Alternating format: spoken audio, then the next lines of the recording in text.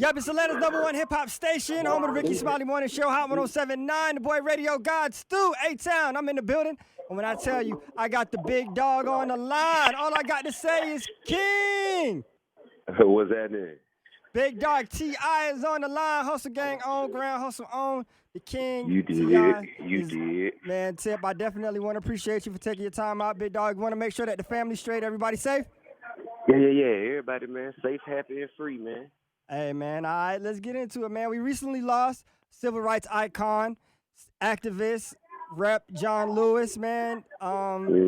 His life and legacy has meant so much to the city, man. Tell me, what are you going to most remember about RepJohn Lewis and his life?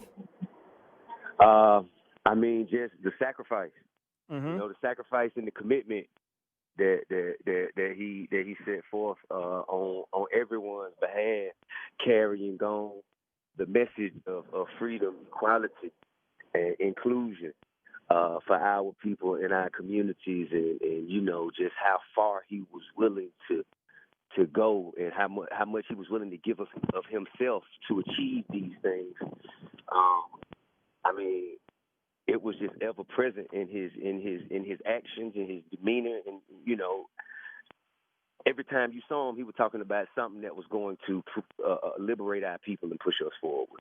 Mm-hmm. You know, and I mean, I think that although it's a tremendous loss to our community, to the earth, yes, you know, to humanity, it's also a tremendous gain to the warriors in heaven. You know what I'm saying? So I think, you know, I just try and look at the positives and celebrate his transition. He earned the right to have his peaceful place in paradise, you know what I mean? Absolutely. How important do you think it is for us to just continue this fight for justice and equality in the name of John Lewis? Man, it's mandatory. Mm-hmm. You dig what I'm saying? It's mandatory. The fight don't stop here. It don't end right here. Right. You dig what I'm saying? He's shown enough and led by example and lived a life that could exemplify exactly how we should be pushing forward, what we should expect of ourselves as a generation, as human beings, and what the next generation should expect from us. You know what I mean? So I think right now, man, we gotta grab the torch and push it on to the next level. Right, because, I mean, you know, right before, you know, he really got his condition worsened, he was out. He was still out, you know, 80 years old, still out on the front lines, pushing the movement, pushing the Black Lives Matter movement to fight for equality, to fight for justice. So us to, you know, take that torch and run with it, we definitely have to do that. That's mandatory.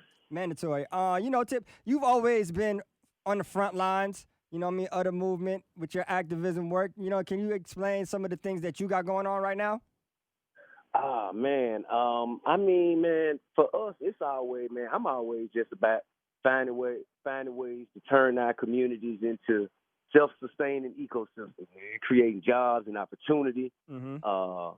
You know, sharing my time with cats, young and old, just to offer education and, you know, just to enlighten and offer experiences and exposure to, you know, parts of life and things that, you know, most of the time people from the areas that we all grew up in, we don't get the opportunity to have access to.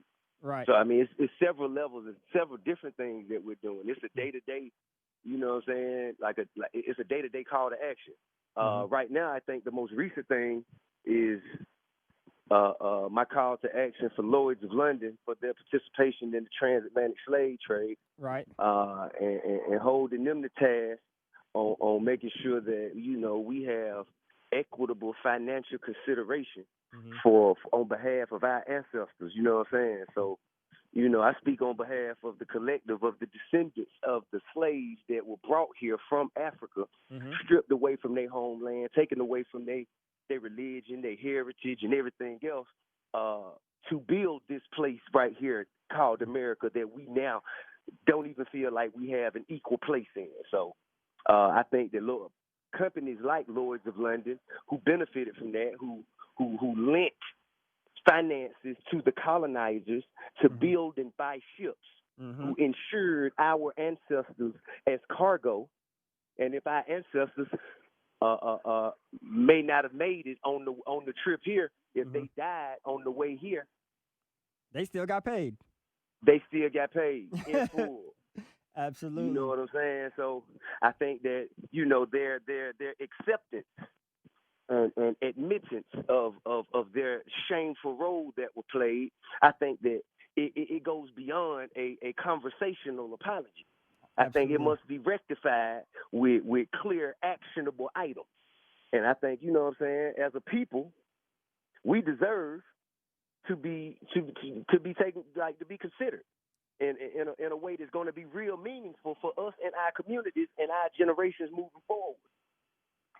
Absolutely, Tip, man. I definitely want to thank you for that, for holding Lloyd's of London accountable, because they're like the biggest insurance company in the world. Yeah, They insure countries. They just don't insure your car or your yeah, house. They insure countries. So they yeah, definitely have the absolutely, finances, the financial resources to pay absolutely. reparations to an institution that they helped cultivate.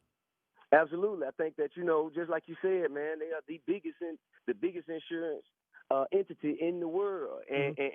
and their empire was built on the backs, blood, sweat, tears, death, and tragedy and trauma of our ancestors. So we need a piece of that. We earned a piece of that. They owe us that. It ain't even about us asking them to do something for us as a favor. Nah, Hmm. man, you built your empire, 56 billion of it, off of our ancestors' blood, sweat, and tears. So you need to come on in. We collecting on their behalf. Well, we don't just need a one-time payout. We need equity in the whole company in perpetuity. You know what I Absolutely. mean? Don't tell you if you have done us wrong. You cannot tell us what you are going to do to rectify the wrong that has been done. You must wait for us to tell you what you can do to rid yourself of the guilt and the shame that came with how you got your money and how you earned your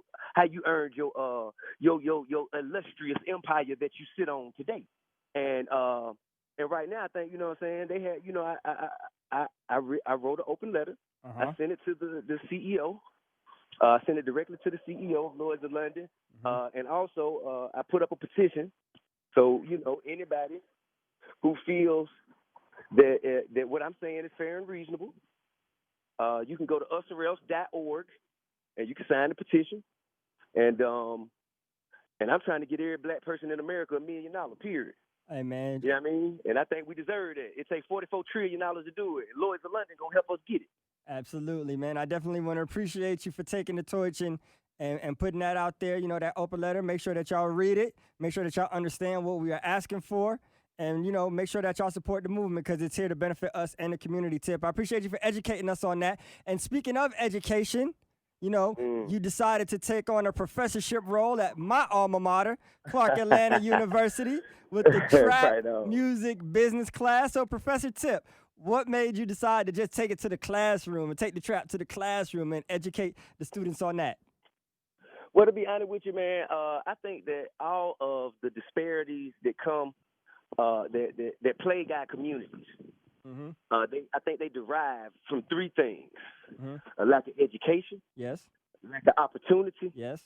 and lack of exposure. Mm-hmm. So if we can attack those three things, I think that we'll find ourselves closing in the wealth gap and finding ways to make sure that our children and their children can be more progressive than we were and our parents were. Right. And I think in that first column, education, I think that, trap music has shown us so much. Yes. It has shown us that what the devil means for bad, God can use for good. Mm-hmm. It shows us that we have skills and talents and strengths and abilities Mm-hmm. that go far beyond, just the level of life that we're able to play on. You know what I'm saying? For the most part. Mm-hmm. If we take those same skills, talents, and abilities that we use to run up a bag in a trap or that we use to, to do things of illegitimate means, Mm-hmm. we could use those same skills and abilities, to legitify ourselves. Absolutely. To legitimize ourselves. I apologize. Absolutely. To qualify and legitimize ourselves as true entrepreneurs and push our community forward to become a self-sustaining ecosystem. We have to have an economic base. We have to develop an economic base. The lack thereof is the reason why we can be shot dead in the street and don't nobody kill. Mm-hmm. Because if you depending on people just to have a heart and do the right thing, man, you live in a capitalist society, which means this shit is about money. If you don't generate no money, man, if you ain't create no kind of finances, then don't nobody really care about your life for real. So what we need to do is find ways to take our talent, skills, and abilities and turn that into an economic base. Mm-hmm. And what we did was we took the war on drugs and our experience that came from the war on drugs and everything that we go through, all the hardships of our communities, and we turned it into philosophical presentations, set them to music, and called it trap music. And that turned into a billion-dollar industry. Yep.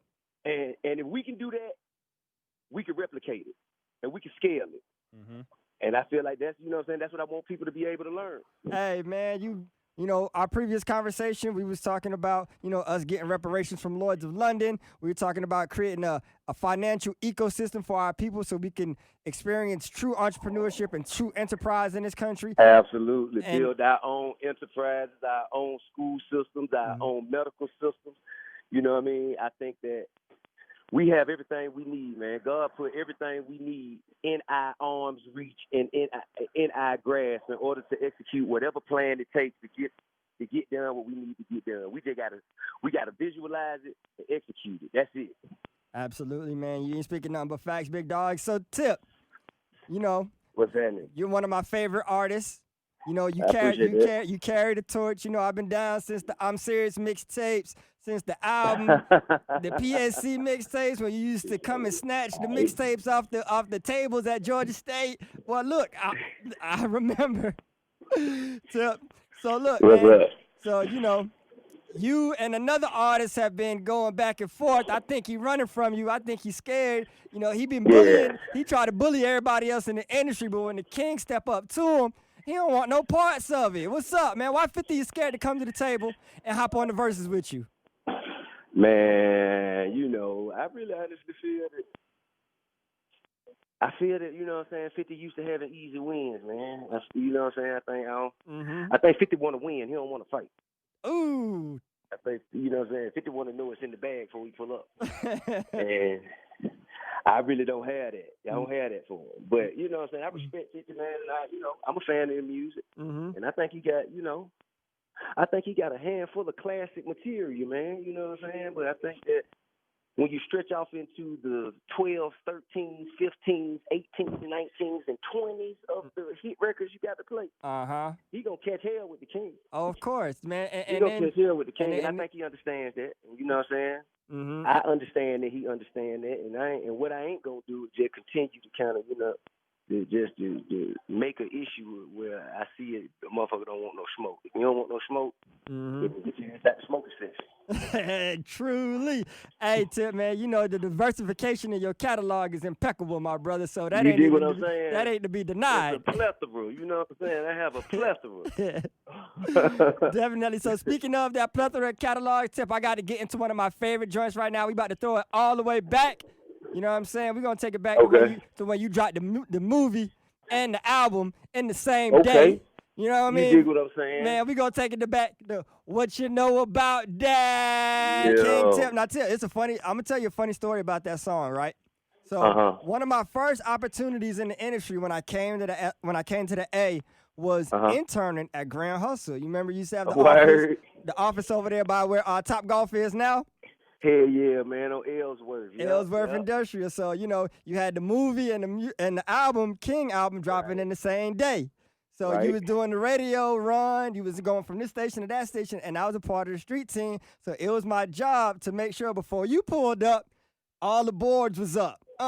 We tagging Midtown. You had the Premier and Atlantic Station. We tagging Atlantic Station up with the boards, bro. You know what I mean? So I definitely want to thank you for opening up the doors and opportunity for me coming to the A. You know what I mean? I definitely want to appreciate you, so I had to throw it back for that record right there, because it's my pleasure, bro. That brought back so many memories for me. You damn sure took it and ran with it, didn't you? You sure know how to you know how to take a little and make a lot. Hey, but I'm gonna put my track shoes on. You know what I'm saying? You know what I'm saying? That's right.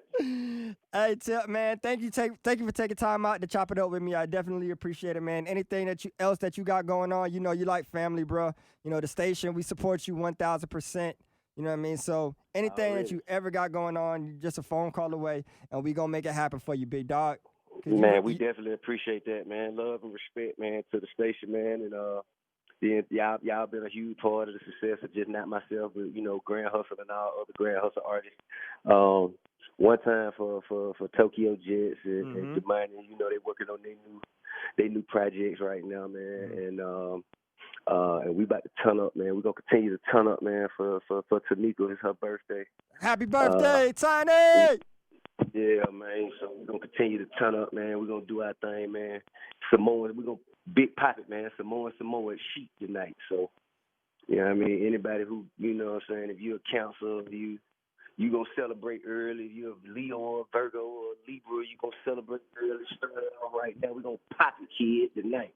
Hey, man, that way, man. You already know what it is, Tip, man. Definitely appreciate you, big dog. Love and respect, bro. Love and respect. And remember, man, usors.org to sign the petition, man. Everybody who want to get them, everybody who want to get that bag, shit, man, let go get it, man. Hey, we running with you, Tip. You know what it is, man. It's the king. You dig.